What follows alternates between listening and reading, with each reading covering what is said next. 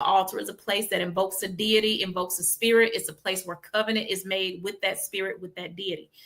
So there is an altar built to Ethel Hedgeman who is one of the main founders, primary founders of AKA, who's deceased. So you're basically building an altar and having an altar in front of you while you're doing the official ceremony, crossing over ceremony.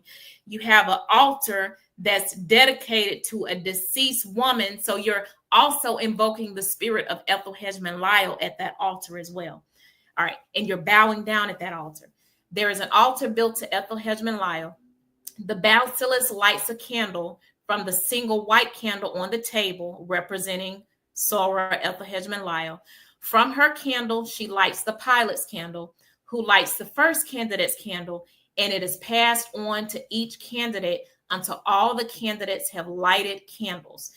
And then the basilisk says, pass on this torch, pass on this flame, remember from whence the glory came. And eyes are on you as you run beyond the shining of the sun. So basically, they're invoking the spirit of Ethel Hedgeman Lyle at this altar, and they're lighting candles. But as they're lighting candles, they're passing the candle from one member or from one pledgee to another. But as they're passing on that lit candle, they're passing on the spirit of Ethel Hedgeman Lyle. And they then tell you to remember from whence the glory came. So they're saying that you're getting your glory from the spirit of Ethel Hedgeman Lyle, who is deceased. So you're worshiping Ethel Hedgeman Lyle, okay? You should see a problem with that. There is a problem with that. There is an altar. There's a deity at that altar, and that is basically invoking the spirit of Ethel Hedgeman Lyle to be passed on to each pledgee, and you're thanking basically Ethel Hedgeman Lyle for any glory that comes upon your life from being a member of AKA. It's basically what that is.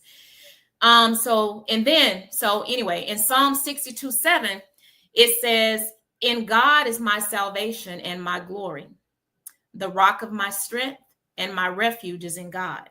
So if Psalm 62 verse 7 says, in God is my salvation and my glory, then why are AKA pledgees saying that the glory is coming from Ethel Hedgeman Lyle? That's a contradiction.